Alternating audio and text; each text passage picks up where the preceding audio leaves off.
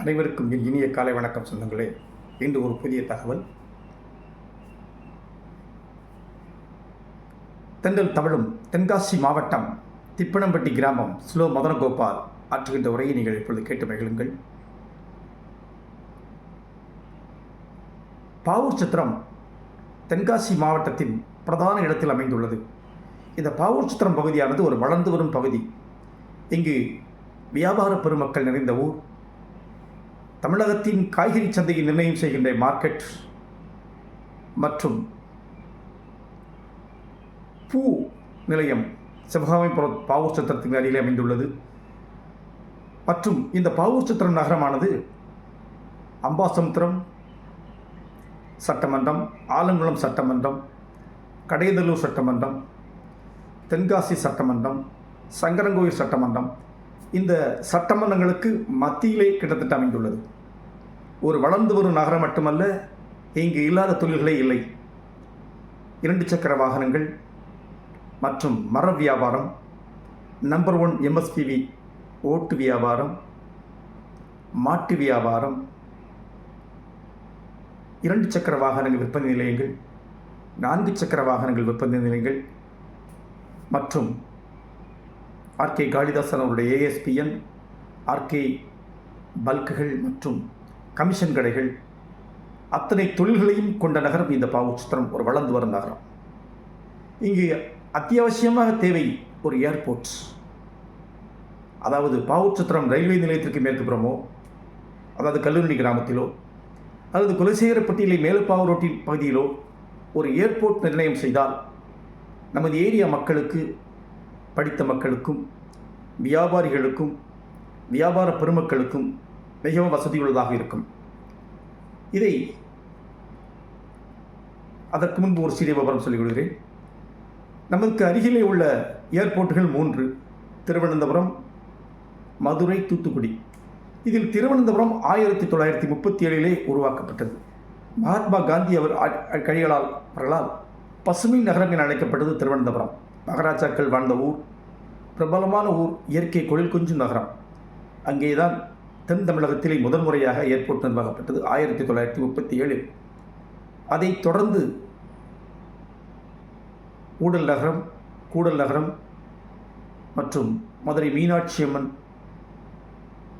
போன்ற சிறப்புகளை பெற்ற மதுரையிலே 1957 ஏர்போர்ட் நிர்வாகம் ஆரம்பிக்கப்பட்டது.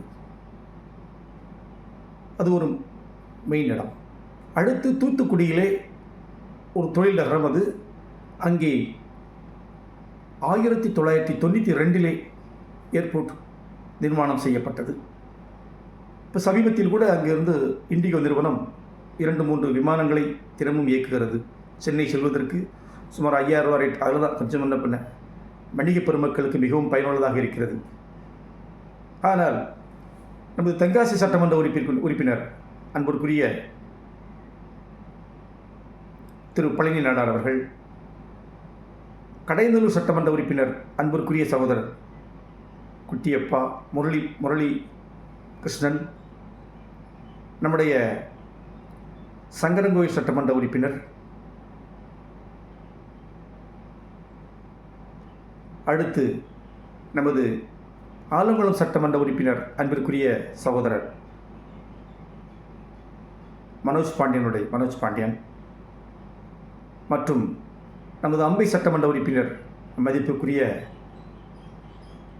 திரு இசக்கி சுப்பையா BHD அவர்கள் மற்றும் இந்த சட்டமன்ற பெருமக்கள் மற்றும் நமது திராவிட முன்னேற்ற கழகத்தினுடைய மாவட்ட செயலாளர் அன்புக்குரிய சகோதரர் ஜெயபாலன், முன்னாள் மாவட்ட செயலாளர் திரு சிவபத்மநாபன் மற்றும் தொழிலதிபர் ஆர்கே காளிதாசன்